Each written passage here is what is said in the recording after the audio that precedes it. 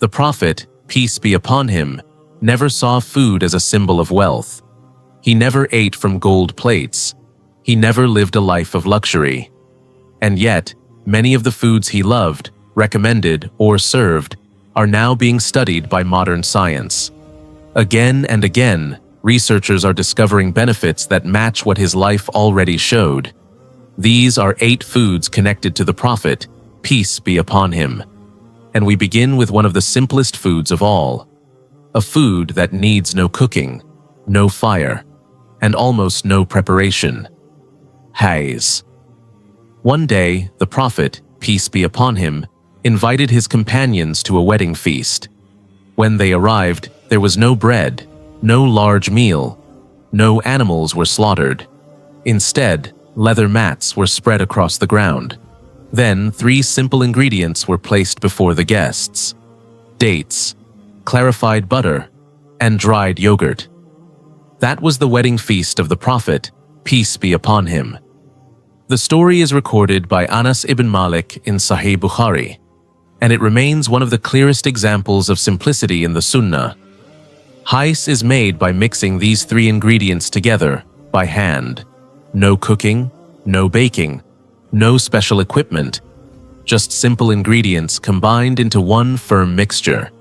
It was easy to carry, easy to store, and perfect for long journeys. It was also the perfect food for a prophet who chose simplicity, even during moments of celebration. Dates provide quick energy. Clarified butter provides healthy fats. Dried yogurt provides protein and calcium. Together, they create a balanced and nourishing food, a simple meal, yet surprisingly complete. And from the food of celebration, we move to the food of grief. Talbinah. Whenever someone passed away in the household of the Prophet, peace be upon him, Aisha would often order a particular food to be prepared, not because people were hungry, but because of something she heard directly from the Prophet, peace be upon him. In Sahih Bukhari, he said, "Talbinah comforts the heart of the sick and removes some grief." Talbinah is made from barley flour. It is slowly cooked with water or milk. Over time, it becomes a soft and smooth porridge. Aisha described it as something a sick person may not enjoy eating, but something that benefits them greatly, even when they have no appetite. It is usually prepared by mixing barley flour with water over low heat. The mixture is stirred until it thickens. Milk can then be added for a smoother texture, and honey is often used for sweetness. Today, scientists have studied beta-glucan found in barley. Research suggests it may help the body manage stress and support overall well-being. A remarkable discovery, considering the Prophet, peace be upon him, connected this food with comfort and grief many centuries ago. Next comes Qadid, dried meat. One day, a man came to speak with the Prophet, peace be upon him. The man became nervous. His body began to shake.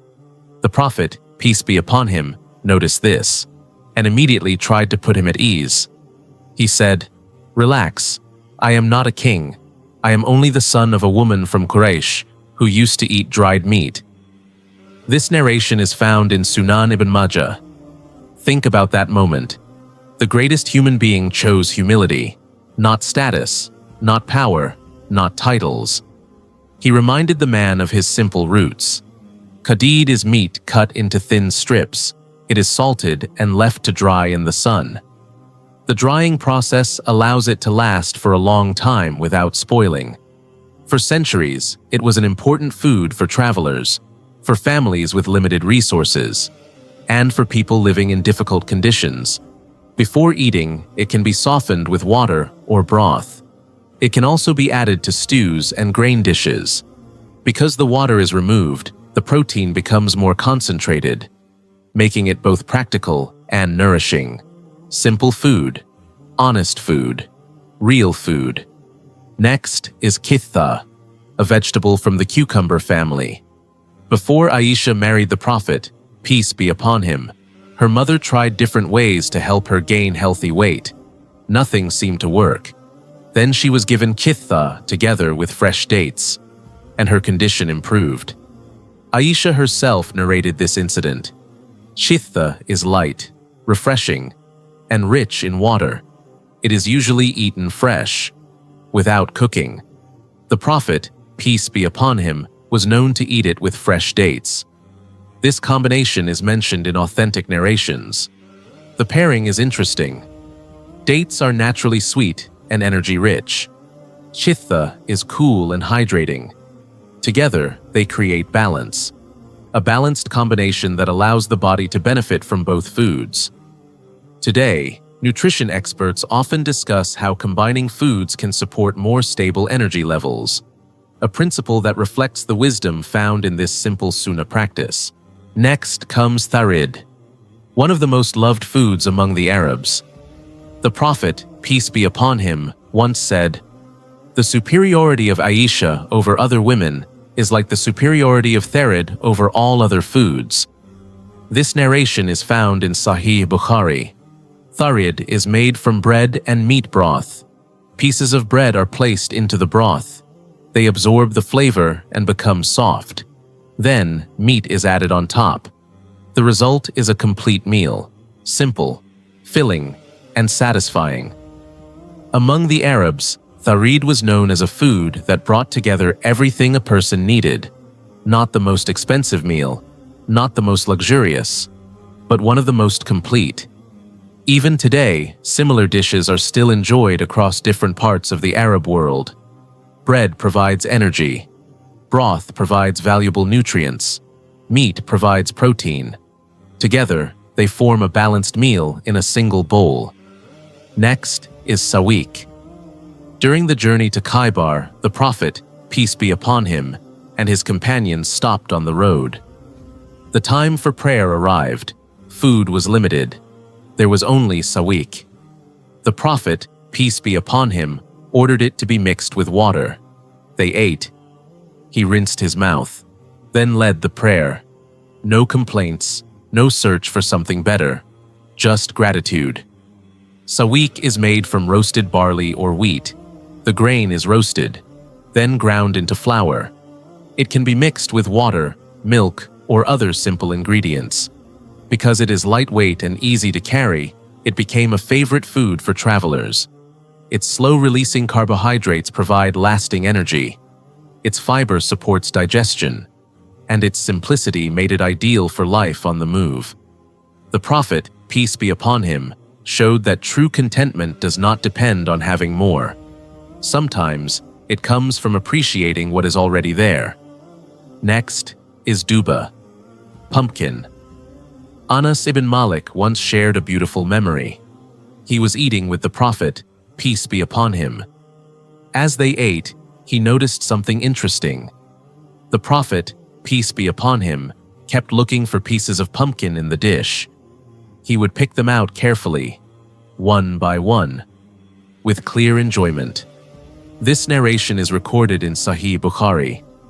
That small detail left such an impression on Anas that he said he continued to love pumpkin after witnessing it. Pumpkin is soft, easy to digest, and often cooked with broth and meat. It is comforting, gentle, and nourishing. The story reminds us that the Prophet, peace be upon him, appreciated simple blessings. He enjoyed food, he showed gratitude, and he was fully present in everyday moments. Modern studies have found pumpkin to be rich in important nutrients, including beta-carotene, nutrients linked to eye health, heart health, and overall well-being. Finally, we come to Aqit, dried yogurt. Long before refrigeration existed, people living in the desert needed a way to preserve milk. Aqit was one solution. Fresh milk was slowly processed until it became thick. Then it was shaped and dried. Once fully dried, it could last for a very long time, sometimes for years, without spoiling. It became an important food for travelers and desert communities, rich in protein, rich in calcium, and easy to transport. Aqit appears in a narration recorded in Sahih Bukhari. A gift was sent to the Prophet, peace be upon him. Among the items were clarified butter and Aqit, and he ate from them. Looking at all 8 foods, one pattern appears again and again. The Prophet, peace be upon him, consistently chose foods that were simple, practical, balanced, and nourishing. Not because they were expensive, not because they were rare, but because they provided real benefit. And centuries later, many of those benefits continue to be explored and appreciated. 8 simple foods, 8 powerful lessons, and 1 remarkable example. Sometimes the greatest wisdom is found in the simplest things. If you enjoyed this video, be sure to like, subscribe, and watch the next one.